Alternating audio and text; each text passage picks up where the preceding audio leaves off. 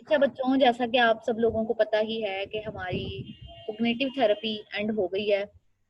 अब वो आप लोग प्रैक्टिकली करेंगे, अगर उसमें से कुछ ना समझ आई वो चलें तब की बात है, फिर आप लोग पूछ लीजिएगा।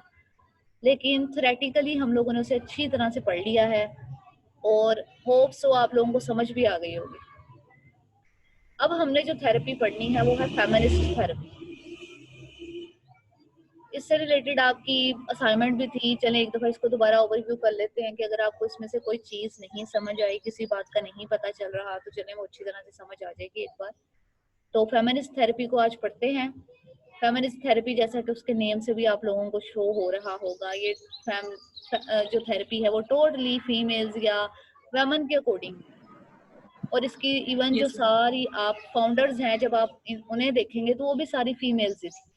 फेमिनिस्ट थेरेपी की कोई एक स्पेसिफिक फाउंडर नहीं है, ये एक कलेक्टिव अप्रोच थी।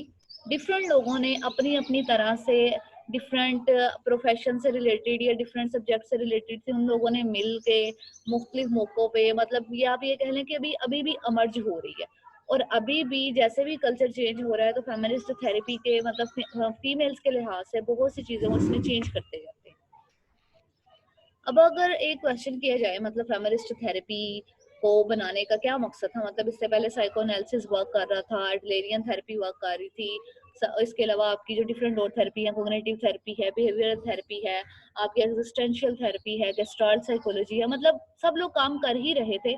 तो फिर एक तरह से ये क्यों देखा गया कि हम फेमिनिस्ट थेरेपी को एक अलग से, मतलब उसका नेम ही एक स्पेसिफिक कर दे जेंडर से रिलेटेड। मतलब हो सकता है, मतलब किसी ने फिर इसके बाद अब तक किसी ने ये तो नहीं कहा कि वो मेल से रिलेटेड भी थेरेपी बनाएंगे या मैस्कुलिन थेरेपी होनी चाहिए। तो इसका सबसे पहले मतलब तब बहुत से लोगों ने जब इस पे क्वेश्चन अराइज किया था, तो अब हम लोग को पढ़ेंगे भी। साइकोएनालिसिस पे सबसे पहले उन्होंने क्रिटिक किया था कि एक्चुअली जो साइकोएनालिसिस है वो टोटली ज़्यादातर जो करता है, उन्हें लगता है कि वो मेल्स को ज़्यादा इम्पोर्टेंस देता था, और जो तब थेरेपिस्ट थे वो फीमेल्स को ज़्यादा अच्छी तरह से डायग्नोज नहीं करते थे, और फीमेल्स के अंदर इवन वो बहुत सी जो आप ये कह लें कि प्रॉब्लम्स हैं, सिचुएशंस हैं, या डिप्रेशन से रिलेटेड, एंजाइटी से रिलेटेड हैं, आपकी डिफरेंट और प्रॉब्लम्स हैं, उन सब प्रॉब्लम्स को वो फीमेल्स के अंदर फ्रीक्वेंटली, मतलब बहुत ज़्यादा डायग्नोज करने लगते थे। हमने साइको एनालिसिस पढ़ा था, साइको एनालिसिस में भी आपने देखा है बच्चों के फ्रॉइड ने हिस्टेरिया पे ज्यादा वर्क किया था। उसने मतलब वहां पे भी उसने मतलब उन्होंने फिर ये भी एक क्रिटिक किया कि फ्रॉइड ने फीमेल्स के अंदर ही प्रॉब्लम्स को ज्यादा जनरेट किया है, और मेल्स की साइड पे इस तरह की बात नहीं कही गई कि मेल्स भी किसी ना किसी प्रॉब्लम्स को फेस कर सकते हैं या देख सकते हैं। अब अगर देखा जाए तो जेंडर हमारा एक ऐसा इशू है बच्चों, जो कि अराउंड द ग्लोब हम इसको डिफरेंट तरह से देखते हैं, और एक मल्टी कल्चरल इशू है। आप ये नहीं कह सकते कि ये इशू सिर्फ आपके डेवलपिंग कंट्रीज में है, या सिर्फ सब कॉन्टिनेंट में है, या एशिया में है, यूरोप में ऐसा कुछ नहीं है, या ऑस्ट्रेलिया वाली साइड पे ऐसा कुछ नहीं है, अफ्रीका में ऐसा कुछ नहीं है, तो ये हर जगह ही है। अब हर जगह पे हर लोगों ने इसको अलग अलग तरह से ट्रीट किया। कुछ लोगों ने इसको लैंग्वेज के लिहाज से ले लिया है, कुछ लोगों ने इसको रिलीजन की बेस पे अलग तरह से कंसीडर किया है, कुछ लोगों ने इसकी सेक्सुअल ओरिएंटेशन के लिहाज से इसको अलग तरह से देखा है, कुछ ने सोशो इकोनॉमिक सिचुएशन के लिहाज से इसको अलग अलग तरह से देखा है। यानी जेंडर को डिफरेंट लोगों ने डिफरेंट कल्चर्स में डिफरेंट टाइम्स पे अपने अपने अकॉर्डिंग अलग अलग तरह से व्यू किया। तो जेंडर के लिए एक टर्म भी यूज होती है जिसको कहते हैं इंटरसेक्शन ऑफ मल्टीपल आइडेंटिटीज। मतलब what is meant by this? अच्छा बच्चों, intersection of multiple multiple identities का मतलब ये होता है कि हम लोग अलग अलग जगहों पे अलग अलग तरह से अपने जेंडर के अकॉर्डिंग अलग हो जाते हैं। अब आप देखें कि अराउंड द ग्लोब अब तो आहिस्ता आहिस्ता चीज़ें बहुत चेंज हो रही हैं, लेकिन हमारे कल्चर में अभी भी बहुत से प्रोफेशंस हैं जिनके मुताबिक हम लोगों को समझा जाता है। अब सब कॉन्टिनेंट में देख रहे हैं कि लोग कंसीडर करते हैं कि ये प्रोफेशन जो है वो एक्चुअली स्पेसिफिक फीमेल्स के लिए अच्छे नहीं है, या फीमेल्स के लिए ये प्रोफेशन इतने सेफ नहीं है। या बहुत सी जगहों पे ये हमारे कल्चर में ये भी कहा जाता है कि फीमेल्स का रोल एक्चुअली घर को संभालना है। और इससे पहले यूरोप में भी यही कंसीडर किया जाता था कि फीमेल्स का काम सिर्फ घर में रह के घर की चीज़ों को देखना है। उन कमाने से या अपने आपका एक करियर बनाने से या उन चीज़ों से उनका कोई लेना देना नहीं है, और ये सारी चीज़ें बेसिकली रिलेट कर रही हैं सिर्फ और सिर्फ मेल से, और फीमेल से वो दूर दूर तक बस आप ये कह लें कि उन्होंने दूर ही रखा हुआ था इन चीज़ों को। फिर इसी तरह बहुत से कल्चर्स में हम लोगों ने देखा, इवन आप अगर हम लोग पढ़ रहे होते हैं बच्चों, क्या था बच्चों, एरिक्सन की जब हम थ्योरी पढ़ते हैं बच्चों, एरिक्सन की थ्योरी में भी तो यही है ना कि हमारे आइडेंटिटी कॉन्फ्लिक्ट्स आना स्टार्ट हो जाते हैं। इस तरह आप साइकोएनालिसिस में हम लोग पढ़ते हैं कि एक स्पेसिफिक स्टेज है हमारी जहाँ पे हम लोग एक्चुअली प्रेफरेंस देते हैं सेम सेक्स को या सेम जेंडर को, कि हम लोग उन्हीं के साथ दोस्तियां करना चाह रहे होते हैं, हम लोग उन्हीं के साथ रहना चाहते हैं, उन्हीं की तरह के खेल खेलना चाहते हैं, उन्हीं की तरह के ड्रेस बनाना चाह रहे होते हैं। जब आप 6-7 क्लास में होते हैं तब से मतलब अलग अलग तरह से अलग अलग कल्चर्स में जेंडर को अलग अलग तरह से देखा जाता है। तो इस वजह से जेंडर आप कह सकते हैं कि बहुत बड़ा आहिस्ता आहिस्ता इशू बन रहा था, क्योंकि जेंडर रिलेटेड चीजें भी चेंज हो गई थी। इसी तरह अगर आप अमेरिकन में देख लें तो वो लोग एक्चुअली अमेरिका, पहले जब कोलंबस ने अमेरिका को इन्वेंट किया था, आहिस्ता आहिस्ता उसने इसको डिस्कवर करना स्टार्ट किया था, तो तब अमेरिका जो था वो एक ट्राइबल हेरिटेज था। मतलब जिस तरह हमारे ट्राइबल एरियाज है ना, वहां पे भी लोग ट्राइब्स की तरह रहते थे, और हर हर ट्राइब की डिफरेंट तरह से लैंग्वेज डिफरेंट हो जाती थी। इसी तरह हर ट्राइब में जेंडर के अकॉर्डिंग वर्क डिफरेंट हो जाता था। तो वहां से भी मतलब उन लोगों के ऊपर भी ये फैमिली, वो लोग समझते थे, मतलब हम अब हमें देखने में ये सब चीजें बहुत अच्छी लगती हैं कि जी जो अमेरिकन हैं या आप हमारा यूरोपियन सोसाइटी है, ये जितने भी डेवलप्ड कंट्रीज हैं, ये लोग फीमेल्स को एक इक्वल राइट्स देते हैं, उन्हें हर तरह की फ्रीडम दी जाती है, उन्हें इक्वल राइट्स दिए जाते हैं, उन्हें हर जगह काम करने की आज़ादी दी जाती है। लेकिन नहीं बच्चों, वहाँ पे अभी भी ये चीज़ें इतनी ज़्यादा कॉमन नहीं है हमारे कंट्री में, या अगर हम कंट्री को ना देखें बल्कि हमारे रिलीजन ने एक्चुअली फीमेल्स को, अब आप देख लें ना, आज से तकरीबन 1500 ईयर्स और 1600 ईयर्स अगो ये चीज़ें इस्लाम ने पहले ही फीमेल्स को दी हैं अलग तरह से। मतलब आप हजरत खदीजा थी और वो अपना बिजनेस करती थी। इसी तरह बहुत से मौकों पे जंगों में फीमेल्स का एक रोल होता था। इवन आप अगर उनके साथ इस तरह से लड़ नहीं पा रही हैं तो आप उन्हें डिफरेंट और काम दे रहे हैं। यानी कि इस्लाम ने फीमेल्स को सिर्फ घर तक बाउंड नहीं किया, उनकी बहुत सी और रिस्पॉन्सिबिलिटीज हैं जो कि घर से बाहर भी हैं। लेकिन यूरोपियन कल्चर्स में या उन जगहों पे ऐसा कुछ भी नहीं था।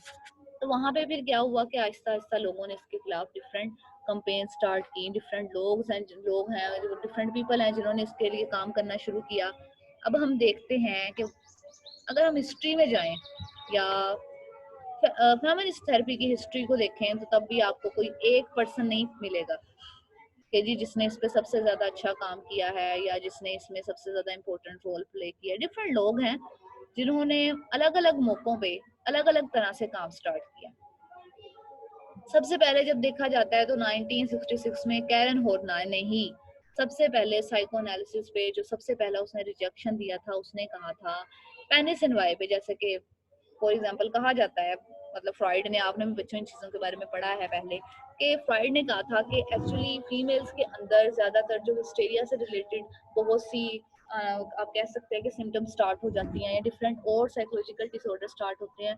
तो वो इस वजह से होता है कि तब फीमेल्स एक स्पेसिफिक एज में आकर पेनिस इन वाई का शिकार हो जाती हैं। तो अब यहाँ पे जब कैरन होर्ना ने उस चीज को चैलेंज किया था और उसका कहना एक्चुअली उसके थोड़ा अगेंस्ट था।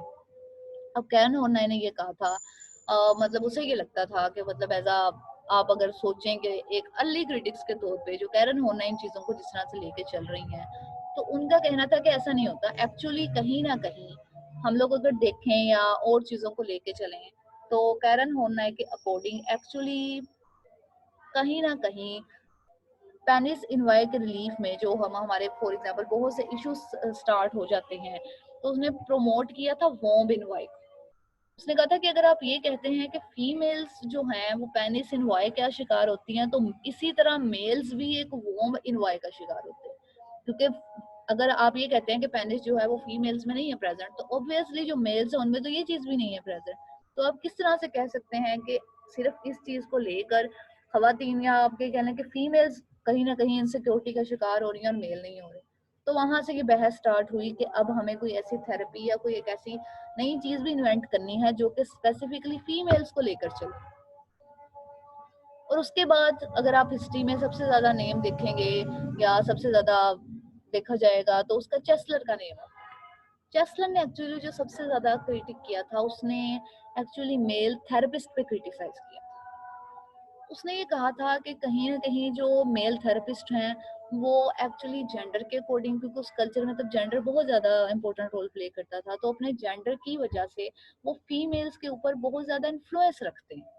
और बाज़ औक़ात इन्हीं तरीकों के दौरान या इसी इलाज के दौरान वो फीमेल्स के साथ बहुत ज़्यादा, मतलब आप ये कह लें कि उसने इवन बहुत बड़ा क्रिटिक किया था कि उनके सेक्सुअल कॉन्टेक्ट हो जाते हैं और इसकी वजह से फीमेल्स को बहुत ज़्यादा सफरिंग्स का सामना करना पड़ता है। और अगर कोई फीमेल मतलब उनके अगेंस्ट जाना चाहती है या उस तरह से कुछ नहीं करना चाह रही, आपके ऊपर बहुत सी आपके कह लें कि आपके क्लाइंट्स आ रहे हैं, तो उसका क्या होता है कि उस पर फिर एक लेबल कर दिया जाता है, उसको लेबलाइज कर दिया जाता है, स्टिग्मेटाइज्ड कर दिया जाता है कि वो किसी ना किसी बहुत बड़ी मेंटल इलनेस का शिकार है और इस वजह से वो इस तरह से सोच रही है। यानी कि वो बहुत अरसे तक लोग इस बात को इस तरह से भी लेते थे और इस वजह से भी फीमेल्स को तब इन चीज़ों को बहुत ज़्यादा फेस करना पड़ा था।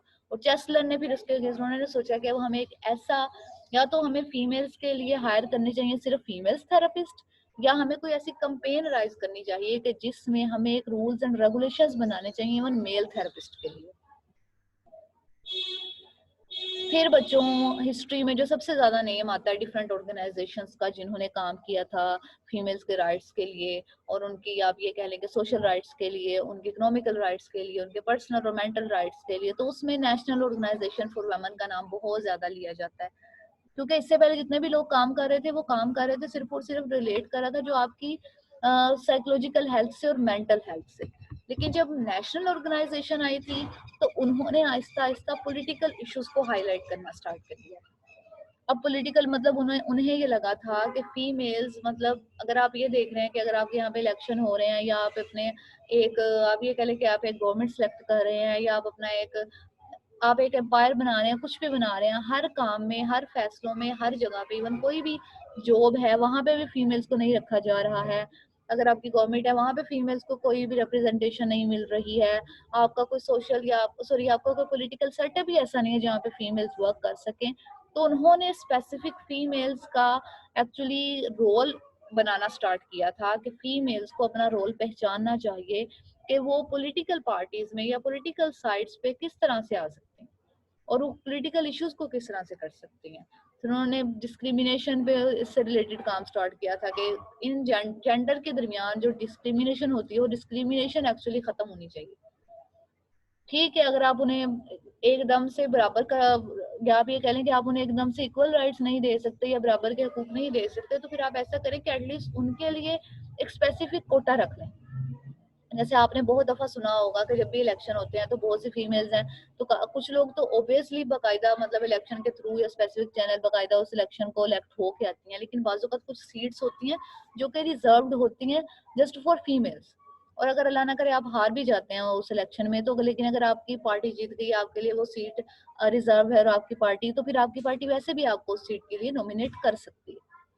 तो आहिस्ता आहिस्ता अब नेशनल ऑर्गेनाइजेशन ने काम स्टार्ट करना शुरू कर दिया था कि वो वुमेन्स के राइट के लिए काम स्टार्ट करे। इसके बाद बच्चों आपको अपनी स्क्रीन पे एक चीज नजर आ, एक नाम नजर आ रहा होगा, कॉन्शियसनेस रेजिंग ग्रुप। अब कॉन्शियसनेस रेजिंग ग्रुप क्या था और वो किन चीजों पे ज्यादा वर्क कर रहा था या उसने किन चीजों को ज्यादा हाईलाइट करना स्टार्ट किया था। उसने सबसे पहले तो काम स्टार्ट किया था सोशल चेंज पे, कि हम सोसाइटी के अंदर चेंज ला के जेंडर के जो डिफरेंट रोल्स हैं या जेंडर के जो डिफरेंट, हम लोगों ने अपनी तरफ से रोल बना भी दिए हैं कि जी आपका रोल सिर्फ ये है और आप इसके अलावा कोई और काम नहीं कर सकते हैं, हम उन चीजों को कैसे ठीक कर सकते हैं।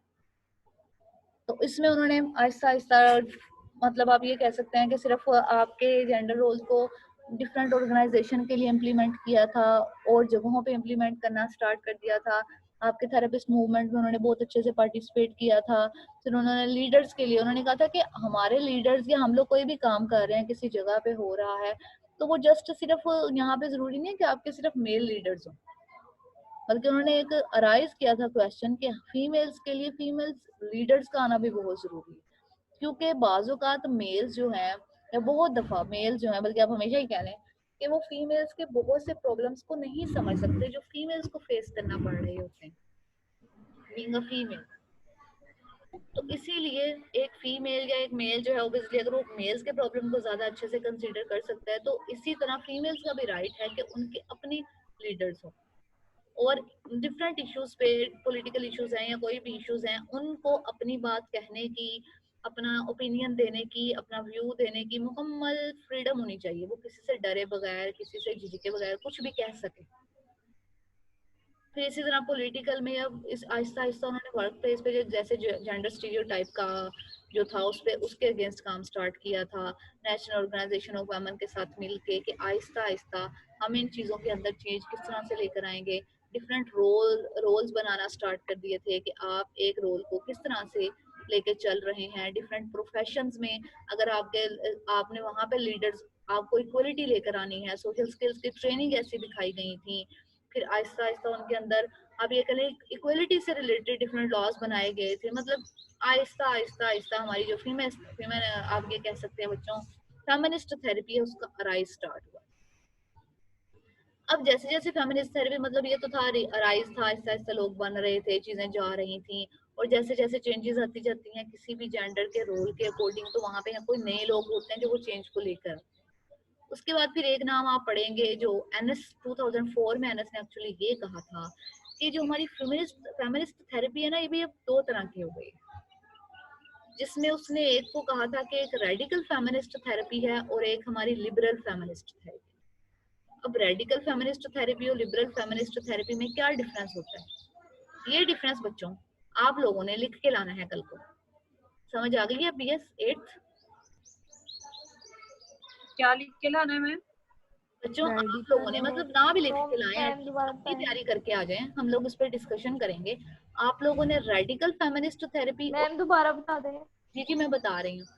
आप लोगों ने बच्चों आप लोगों ने रेडिकल दोबारा बीएस 8 आप लोगों ने रेडिकल फेमिनिस्ट थेरेपी और लिबरल फेमिनिस्ट थेरेपी के दरमियान जो डिफरेंस है, मतलब किन किन पॉइंट्स पे वो एक दूसरे को डिफर कर रही हैं, वो पॉइंट्स लिख के लाने हैं। 4-5 पॉइंट्स होंगे, हो सकता है आहिस्ता आहिस्ता डेवलपमेंट के साथ वो और ज्यादा बढ़ गए। ठीक है, समझ आ गई है? जी मैम मेरी बात सुने। जी जी जी कहिए कहिए। इतना बोरिंग लेक्चर है और मैम ये हिस्ट्री के नाम इतने मुश्किल हैं। देखिए मैम प्रैक्टिकल लाइफ में हिस्ट्री को किसने याद रखना है, इसी फजूल में हमें सुला रही हैं आप। मैम जो इसमें इंटरेस्टिंग वाली चीज है ना प्लीज वो पढ़ा दें। मतलब मैम सब टीचर्स इस तरीके से पढ़ाती है, इतनी बोरिंग क्लास लगती है, बिल्कुल मजा नहीं आता पढ़ने का। कौन सी क्लास बहुत ज्यादा बोरिंग लगती है? फोरेंसिक। Forensic boring? लेकिन फोरेंसिक इतनी भी बोरिंग नहीं है। नो मैम, मैम पढ़ाती इतना बोरिंग है। नहीं बच्चों मैं ये नहीं कह रही कि आप लोगों ने हिस्ट्री पढ़नी है, मैं थोड़ा सा एक्चुअली कहीं ना कहीं आपको साथ जोड़ने की कोशिश कर रही हूँ कि जब आप आगे जाके हम लोग डिफरेंट टेक्निक्स पढ़ रहे हो तो हमें ये पता हो कि अगर आपसे कोई पूछे, कोई ऐसी क्वेश्चन अराइज हो कि फेमिनिस्ट थेरेपी को लाने की क्या जरूरत पड़ी थी लोगों को कि इतनी थी, तो बस इस वजह से पढ़ा रही हूँ कि ये मुझे याद करना था, आप लोग बस इसको सुन लें। मैम फिर आप पेपर में इसके नाम ना देना, ये जो लिखे हुए नाम है फलाने ने क्या किया था। बच्चों आपको हिस्ट्री में के चले गए हैं बस, ठीक है। मैं वो लोग अपना काम करके चले गए हैं बस, ठीक है। फोन रख के चले गए? कौन चले गए? अच्छा वो लोग अपना काम करके चले गए। जी यस मैम ठीक है। बच्चों मैं इसका आपको पेपर में इस तरह की बातें थोड़ी दूंगी हिस्ट्री से, ये सिर्फ आपकी अंडरस्टैंडिंग के लिए। उसके बाद बच्चों जो थर्ड पेपर का सिलेबस क्या होगा? बच्चों सिलेबस अभी मैं पहले ये देख रही हूँ कि पेपर का कुछ पता चले कि कब होने हैं क्या नहीं होना और कितने मार्क्स का पेपर करना है या क्या चक्कर करना है उन्होंने। तो सिलेबस वही मतलब ऐसा सिलेबस होगा कि जो आपको आता हो। मैम मैं बोलूं? मैम हिस्ट्री में से कुछ नहीं होगा उसके बाद। आपको मेरी आवाज आ रही है? जी मैम मैंने क्वेश्चन करना आ रही है। बच्चों आपकी आवाज मुझे आना बंद हो जाती है, इकरा की आवाज बिल्कुल नहीं आ रही। मैम फेलिस चैसलर से पहले कोई भी फीमेल थेरेपिस्ट नहीं थी? जी फेलिस चैसलर से पहले कोई भी फीमेल थेरेपिस्ट नहीं थी? नहीं बच्चों ये कैरन हॉर्न ने और क्या था? पढ़ाया मैम कैरन हॉर्न ने ये कैरन होना को पढ़ते नहीं है आप, बल्कि आपने अपनी वो बुक पढ़ी थी ना, मैम नीड्स वाला, नीड्स की पर्सनालिटी वाली बुक पढ़ी है ना बच्चों, यस मैम, पर्सनालिटी साइकोलॉजी, उसमें आप लोगों ने कितनी ढेर सारी थेरीज पढ़ी, फिर वहां पे आपने देखा होगा सिर्फ एक आपको मिली थी कैरन हॉर्न। उसके बाद आपने न्यू फ्रॉइडियन में एना फ्रॉइड का नाम पढ़ा था, लेकिन एना फ्रॉइड बहुत बाद में आई। और सबसे पहले जो फेमिनिस्ट थेरेपी पे या स्टार्ट जो किया था वो कैरन हॉर्न ने ही ये कहा था अगेंस्ट फ्रॉइड, कि एक्चुअली उसने जो पेनिस एंड वाई का आइडिया दिया था तो उसने उसके अगेंस्ट सबसे पहले उसी ने बात की थी। उसके बाद चेस्लर ने, बच्चों मैं बार बार ये बता रही हूँ, ये सब लोग कैरन हॉर्न के बाद, चेस्लर एक्चुअली खुद कोई थेरेपिस्ट नहीं थी, उसने सिर्फ एक क्रिटिक जो था वो एक क्रिटिक थी। तो यहाँ पे इन लोगों का नाम आ रहा है कि आहिस्ता आहिस्ता उन्होंने फेमिनिस्ट थेरेपी के लिए एक कैंपेन स्टार्ट की थी। जैसे इसमें आपने एक ऑर्गेनाइजेशन का नेम भी पढ़ा, तो वो ऑर्गेनाइजेशन जो थी उसमें बहुत से लोग थे, लेकिन वहां पे इसलिए कलेक्टिवली सिर्फ हम ऑर्गेनाइजेशन को कंसीडर करते हैं। ठीक है बच्चों, BS 8। Yes yes ma'am, ma'am ठीक है। इसके बाद बच्चों जो आजकल फेमिनिस्ट थेरेपी की जो थर्ड वेव चल रही है, क्योंकि अब बहुत से कंट्रीज में कल्चर चेंज हो रहा है, सेम सेक्स की जो मैरिजेस हैं वो प्रमोट हो गई हैं, लीगल हो गई हैं, ये डिफरेंट हो गया। तो इसी वजह से अब फेमिनिस्ट थेरेपी में जो ज्यादातर अप्रोच मतलब कहा जाता है कि बाज लोग तो उसे फेमिनिस्ट थेरेपी के अंदर ही कंसीडर करते हैं, लेकिन बहुत से लोग उसे फेमिनिस्ट थेरेपी के एज अ ब्रांच कंसीडर करते हैं, जो कि रिलेट करी है बच्चों लेस्बियन फेमिनिज्म से, जो कि आप ये कह लें कि 21st सेंचुरी के स्टार्ट में स्टार्ट हुई थी और लोगों ने अब उस पे काम कर रहे हैं ज़्यादा। मतलब अगर कोई आपसे पूछे कि आजकल किस पे काम हो रहा है, तो आजकल उन पे ज्यादा काम हो रहा है। किन पे मैम? लेस्बियन फेमिनिज्म पे बच्चों। यहाँ तक तो बच्चों आपकी थी हिस्ट्री, जिसमें आप लोगों ने पढ़ लिया, मतलब पढ़ा नहीं, चले सुन ही लिया और आप थोड़े से सो गए। अब जरा जाग जाएं कि फेमिनिस्ट थेरेपी की जो थेरी है वो कहाँ से और कैसे कैसे स्टार्ट हुई। अब जो बच्चों फेमिनिस्ट थेरी है ना पर्सनैलिटी की, वो भी कोई एक थेरी नहीं है, किसी एक पर्सन की बात लेके हम लोग नहीं चल सकते हैं। अब उसमें भी डिफरेंट थेरीज का मिक्सचर है। कुछ थेरीज हैं वो जेंडर स्कीमा की थेरी से रिलेट किया था, कुछ हमने गिलिगन की थेरी से जो कि मोरल डेवलपमेंट से रिलेट करी थी उसको वहां से लिया था। बाद जगहों पे फिर हम लोग सोशल कॉम्पिटेंसेस को लेकर अंदर आए थे। तो इन चीजों का एक्चुअली मिक्सचर बनाया था, क्योंकि फेमिनिस्ट थेरेपी अभी तक उसकी कोई अपनी थेरी नहीं है, वो सिर्फ डिफरेंट थेरीज के अंदर अगर कहीं पे उन्हें लगता है कि डिफरेंट थेरीज के अंदर या डिफरेंट लोगों ने या ऑथर्स ने अगर कहीं पे फीमेल्स के पॉइंट ऑफ व्यू को या फीमेल्स के रोल को थोड़ा सा अलग किया, तो उन्होंने उस चीज को बोरो कर लिया वहां से। क्लियर है? Yes ma'am. Yes ma'am. अब हम जो पढ़ रहे हैं बच्चों, अब हम एक्चुअली फेमिनिस्ट थेरीज पढ़ना स्टार्ट हो रहे हैं, जिन्होंने फेमिनिस्ट थेरेपी में अपना कहीं ना कहीं रोल प्ले किया। जिनमें सबसे पहले है जेंडर स्कीमा थेरी। स्कीमा के बारे में हम लोगों ने पढ़ा था, अभी रिसेंटली ही पढ़ा है कि स्कीमास हमारे एक्चुअली बिलीव्स होते हैं, जो कि हम अपने एक्सपीरियंसेस के through Aahista Aahista mental representations होती हैं, जो कि आहिस्ता आहिस्ता स्ट्रॉन्ग होती जाती है। इसी तरह जब हम लोग पैदा होते हैं, बच्चे हैं, आहिस्ता आहिस्ता बढ़ रहे हैं, आप लोगों ने अभी तक जितनी भी लाइफ गुजारी है, सब लोगों ने, हम लोग डिफरेंट जगहों पे अलग अलग तरह से जेंडर इश्यूज को फेस कर रहे होते हैं, इवन छोटे होते हैं। अब हम जेंडर इशू को जब फेस कर रहे होते हैं तो वो इश्यूज बायोलॉजिकली, साइकोलॉजिकली, इमोशनली और सोशली हर तरह के फैक्टर जो है वो उन पे किसी ना किसी तरह से अफेक्ट कर रहे होते हैं। तो इसीलिए उन्होंने यहाँ पे डिफरेंट, मतलब हमारे जो डिफरेंट लाइफ स्पैन हैं, चाइल्डहुड है, हम आहिस्ता आहिस्ता बड़े होते हैं, एडोलेसेंट्स हैं, अलग जगहों पे किस किस तरह से ये चीजें हम पे इफेक्ट कर रही हैं उनको देखा। अब अगर हम लोग देख रहे थे, अब आपने जेंडर स्कीमा में उन्होंने कहा था कि बाजू का हमारे बिलीव जो होते हैं वो सोसाइटी के अकॉर्डिंग होते हैं, कि सोसाइटी की जो ट्रेड्स हैं या सोसाइटी ने हमें क्या बिलीफ दिया है मेल्स और फीमेल्स के बारे में। फिर इसी तरह बार जगह पे हमारा जो इन्फ्लुएंस होता है वो हमारी सेल्फ स्टीम से रिलेट कर जाता है, क्योंकि अगर आप इस तरह के काम करेंगे अपने जेंडर के अकॉर्डिंग और अपने कल्चरल वैल्यूज के अकॉर्डिंग, तब लोग आपको अच्छा समझेंगे। लेकिन अगर आपने ऐसे काम करना स्टार्ट कर दिया तो लोग क्या कहेंगे, तो ये अच्छी लड़की नहीं है, या ये लड़कों की तरह रहती है, या इसका इस तरह सा हुलिया है, पता नहीं अच्छी, मतलब अब अलग अलग यहाँ पे आपकी सेल्फ स्टीम पे इफेक्ट आना स्टार्ट हो जाता है। तो आप सिर्फ वो बिहेवियर करना स्टार्ट कर देते हैं शो जो आपको लगता है कि आप जेंडर के अकॉर्डिंग सोसाइटी ने आपको असाइन की है। और वो भी आहिस्ता आहिस्ता आहिस्ता, आप ये कह लें जनरेशन टू जनरेशन जो है वो वेरी करते जाते हैं, जनरेशन टू जनरेशन मूव करते जाते हैं। इसी तरह हमारे इन्फ्लुएंस होते हैं जो कि हमारी सोशल इंफॉर्मेशन के अकॉर्डिंग हम लोग सीख रहे होते हैं।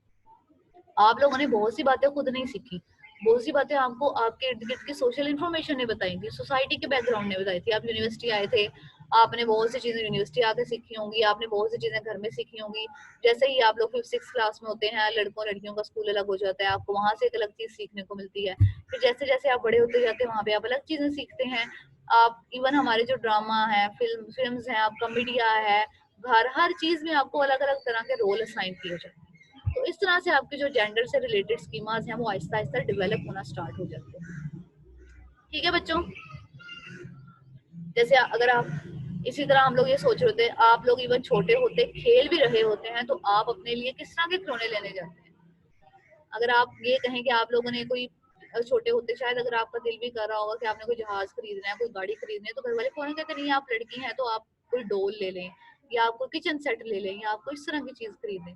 तो इसी तरह अगर लड़के होते हैं, वो लड़के अगर वो उनका दिल चाह भी रहा हो डोल खरीदने का या लड़कियों के साथ खेलने का या इस तरह के टॉयज के साथ खेलने का, तो लोग समझते हैं शायद वो उसके अंदर कोई प्रॉब्लम है या ये लड़कियों की तरह ना रहने लग जाए या उनकी तरह ना हो जाए। तो इसी वजह से ये चीजें लोगों के सिखाने की वजह से हम चेंज करते जाते हैं। जब आप छोटे होते हैं बच्चों, जब जब तक आप ये कह लेंगे आप 18 ईयर से पहले, उस वक्त ना आप लड़की होते हैं ना लड़का होते हैं, उस वक्त आप एक सिर्फ आप ये कह लेंगे उस वक्त आप सिर्फ एक बच्चा कंसिडर किए जाते हैं।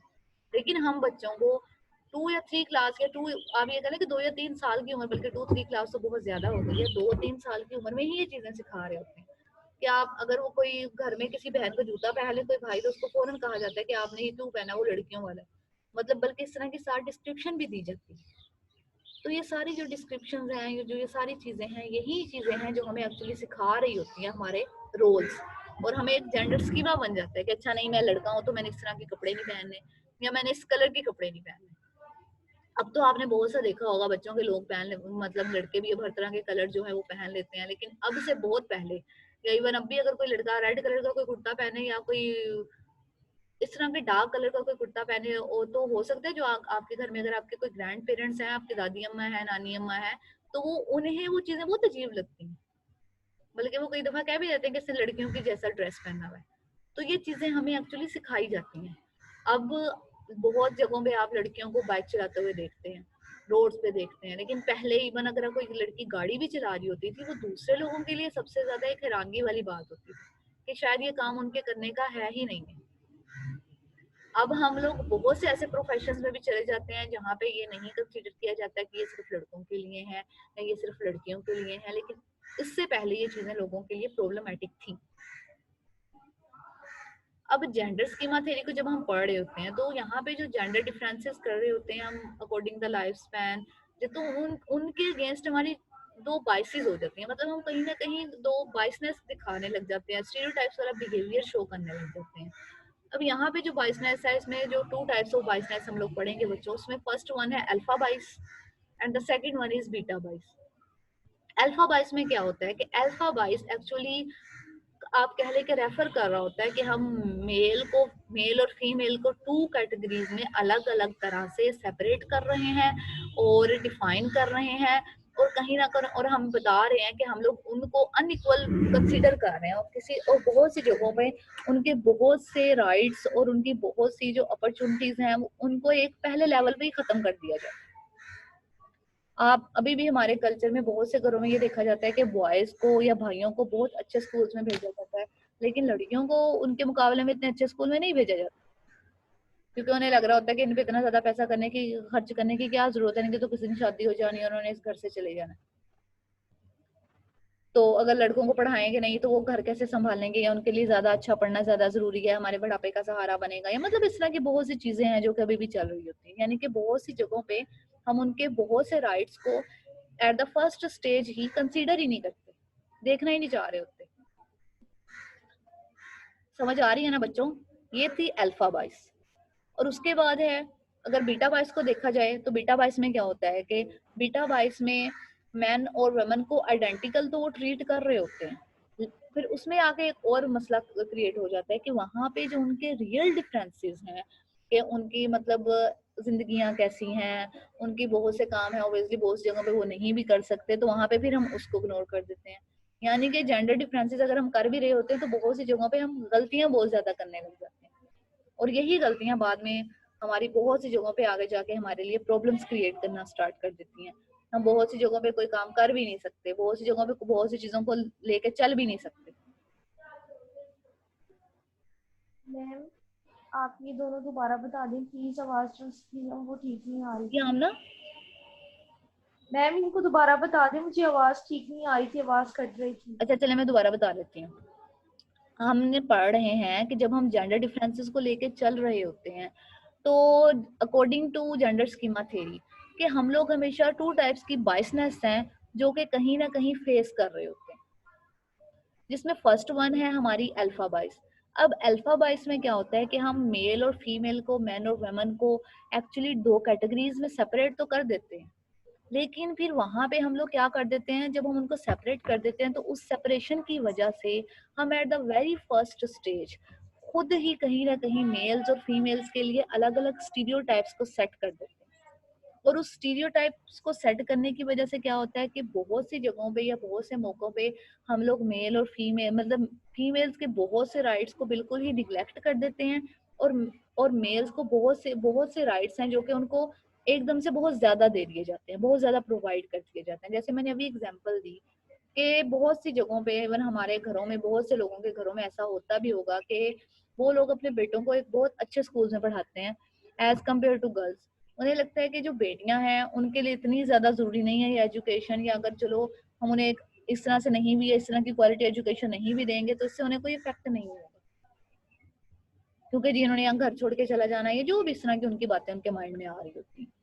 अब इसी तरह जो सेकंड बाइस है बीटा बाइस में क्या होता है कि हम मैन और वुमेन को अगर इस तरह से ट्रीट तो कर लेते हैं कि जी वो आइडेंटिकल हैं, वो एक जैसे हैं, लेकिन वहां पे फिर हम और बहुत सी चीजों को इग्नोर कर देते हैं।